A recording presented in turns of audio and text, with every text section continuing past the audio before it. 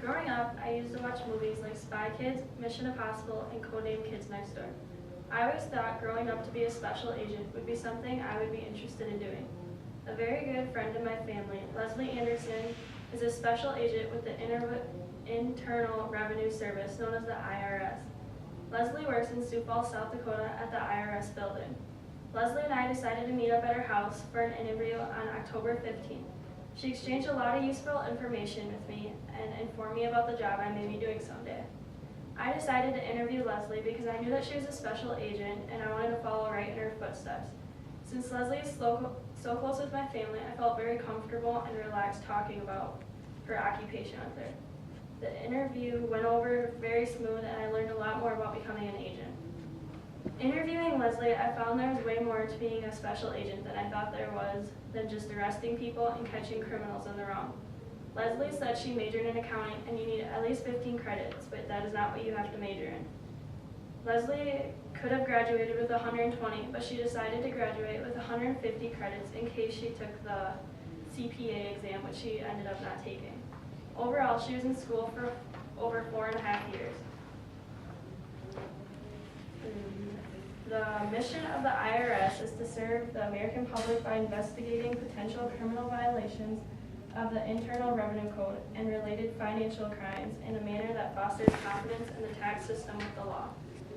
Leslie had to do a lot of work to get to where she is today. The training she went through included going through a criminal investigation training program with 24 IRS agents and 24 custom agents.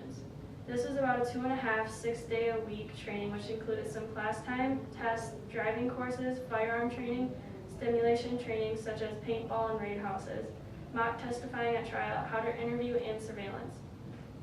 This was also followed by another 2.5, 6-day-a-week specific IRS training, which concentrated more on how to work with tax and money laundering investigations, accompanied with firearms, mock trials, fitness classes, search warrants, arrest warrants, and more of the above. Leslie said that agents have to have very good communication skills to process what has happened in the investigation. She also mentioned how they train 4 times a year with firearm training and defensive tactics. They shoot at a gun range and have to qualify with 75 out of 100 in firearms. Their defensive tactics consist of kicking, punching, escapes, OC spray, and pressure points. Once a year, they have to do a trial where they have to run 1.5 miles, do as many sit-ups and push-ups as they can in a minute, and do a sit-and-reach test.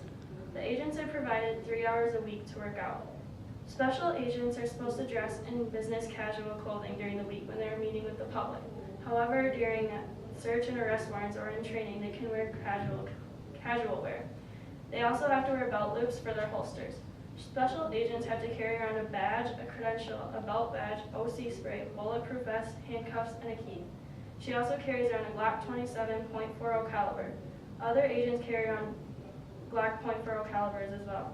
They also use shotguns and rifles. Leslie said that when she first started, she was making about $42,000 a year. This was at a GS7 step 1 when she began. But in the agency, you can move up the GS scale depending on promotions and time employed. The goal is to get to the GS13 step 10 as an agent, which right now is paying at about $135,000. If you apply to management, you can earn as much as $188,000. If you apply, she explained how the salary will go up if you live in areas with a higher cost of learning, such as New York and Los Angeles. Leslie tells how she travels quite a bit for her job. It just depends on where the case is. She's traveled to Tennessee, Florida, Colorado, North Dakota, Minnesota, Wisconsin, Illinois, Kansas, and Missouri. She's also had to go to cases out of the U.S. where she cannot say where she went. Leslie was 22 when she started, so she explains that she has grown up a lot. She said she learns new things every case she works with. The job is always changing, so I am constantly learning new things, which I enjoy that, says Leslie. Leslie said the most important thing she has learned from her job is life is precious, planning is imperative, and you must always take responsibility for your actions and decisions. I have learned so much interviewing Leslie. I did not realize that her job was so involved with money violations and accounting.